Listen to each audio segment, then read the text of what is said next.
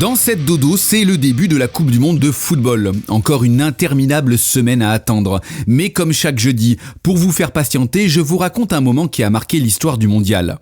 À dire vrai, cette fois-ci, ce n'est pas un moment à proprement parler. On va plutôt évoquer une légende, la Seleção.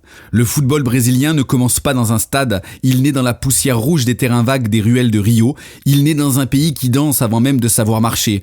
Au Brésil, le football n'est pas un sport, c'est une langue, une religion païenne, une mémoire collective. Chaque Coupe du Monde y ressemble à un chapitre national. Une victoire devient un âge d'or, une défaite, une blessure ouverte. L'histoire du Brésil en Coupe du Monde est celle d'un peuple qui a appris à se regarder dans les yeux à travers 11 hommes en jaune. Avant la guerre, la Seleção vit dans l'ombre de ses voisins uruguayens et argentins. Le football est déjà populaire, mais l'équipe nationale peine à rivaliser avec les meilleures équipes de la planète. La relation de passion qui la lie à la Coupe du Monde commence véritablement en 1950. Le Brésil organise sa Coupe du Monde. Le pays veut montrer au monde qu'il est moderne, gigantesque et promis à un avenir radieux. On construit le Maracanã comme on érige une cathédrale. 200 000 personnes s'y entassent pour la finale contre l'Uruguay. Un match nul suffit au Brésil. Le pays est déjà en fête avant le coup d'envoi. Les journaux ont imprimé les unes de la victoire, puis arrive ce silence.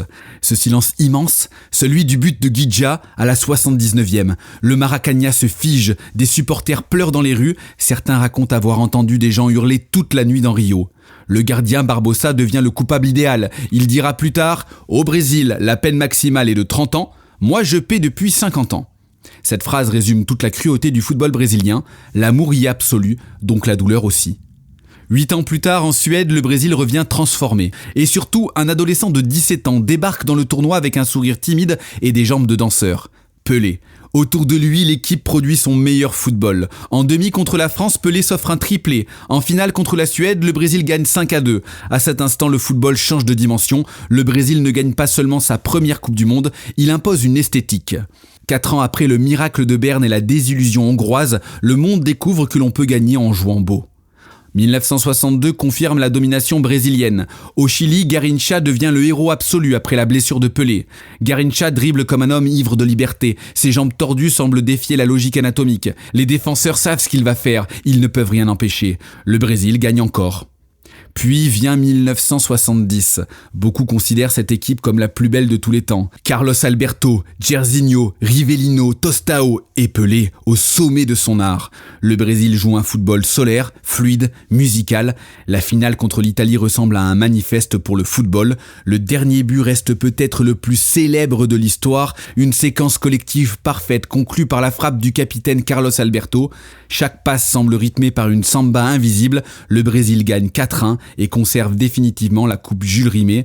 Pelé devient le plus grand joueur de tous les temps. Après cette apothéose, le Brésil entre dans une longue quête. Les années 1970 et 1980 produisent des équipes magnifiques, mais tragiques. En 1974, elle n'est pas assez forte pour battre les Européens et pour écarter la meilleure équipe du monde, les Pays-Bas. En 1978, en Argentine, elle avait sa chance, mais elle ne peut rien contre les magouilles de l'organisateur. L'équipe de 1982 reste une obsession pour les amoureux du football. Avec Zico, Socrates, Falcao, Éder Aleixo, le Brésil joue peut-être le football le plus romantique de son histoire. Cette équipe ne défend pas un résultat, elle attaque par instinct. En Espagne, durant le Mondial 1982, elle fascine tout le monde. Puis arrive ce match contre l'Italie. Une défaite 3-2, 3 frappes italiennes, 3 blessures éternelles. Le Brésil de 1982 devient paradoxalement immortel dans l'échec. Tout comme celui de 1986, éliminé par la France en quart dans ce qui s'apparente à une finale avant l'heure. Les deux plus beaux footballs de la planète s'affrontent et la victoire se décide au tir au but. La pièce tombe du côté français. En 1990, la malchance du tirage au sort fait rencontrer à la Seleção le pragmatique tenant du titre et futur finaliste argentin. Là encore, rien n'est clair avec des soupçons d'intoxication. Quoi qu'il en soit, le Brésil passe à la trappe en 8e de finale, battu par Maradona et les siens. En 1994, aux États-Unis, le Brésil change de peau. Fini la poésie permanente, place à l'efficacité. Romario et Bebeto portent l'attaque, mais derrière l'équipe est disciplinée, compacte, presque européenne dans son approche. Certains observateurs critiquent ce style plus prudent, mais après 24 ans sans titre mondial, le Brésil veut surtout gagner. La finale contre l'Italie se termine au tir au but, une première dans l'histoire de la compétition. Roberto Baggio envoie son penalty au-dessus de la barre. Le Brésil retrouve sa couronne. 4 ans plus tard en France, le Brésil arrive comme un immense favori. Ronaldo semble venu d'une autre planète. À 21 ans, il détruit les défenses avec des accélérations animales. Mais la finale de 1998 reste entourée de mystères. Quelques heures avant le match contre la France, Ronaldo est victime d'un malaise convulsif. Il joue malgré tout, absent, fantomatique, comme le reste de ses coéquipiers encore sous le choc. La France de Zidane gagne 3-0 au Stade de France.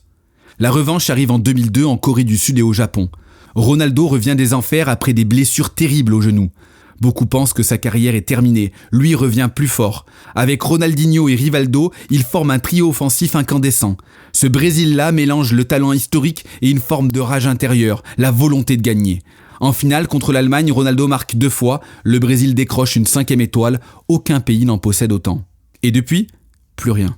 Des éliminations en quart face à la France en 2006, face aux Pays-Bas en 2010, face à la Belgique en 2018 et face à la Croatie en 2022, à chaque fois la sensation que le Brésil n'est pas invité et que son adversaire est meilleur, mieux organisé, plus pragmatique. Et 2014 alors ? Cette année-là, le Brésil organise à nouveau sa Coupe du Monde. Comme en 1950, le tournoi dépasse le sport. Le pays veut montrer sa puissance émergente. Mais derrière les stades flambant neufs, les tensions sociales grondent. La Seleção repose sur Neymar, héritier désigné de Pelé, mais le reste de l'équipe est beaucoup plus faible qu'en 1958 ou 1970. Le Brésil survit au Chili et à la Colombie, mais elle est humiliée en demi-finale par l'Allemagne 7-1. Un score du passé qui achève le rêve d'une Coupe du Monde gagnée par le sulfureux Neymar devant son public. Et pourtant, malgré les cicatrices, le Brésil continue de produire des générations de rêveurs. Il y a toujours les rues des favelas, les terrains cabossés, les gamins pieds nus qui imitent Pelé, Zico, Ronaldo ou Neymar. Car la vraie force du Brésil n'est pas seulement son palmarès, c'est sa capacité unique à transformer le football en émotion. Aucun autre pays n'a entretenu un rapport aussi intime avec la Coupe du Monde. Quand la Seleção gagne, le pays se sent beau, créatif, invincible. Quand elle perd, c'est une partie de l'âme collective qui vacille. Mais peut-être est-ce justement cela, le Brésil, un pays condamné à jouer avec le cœur exposé.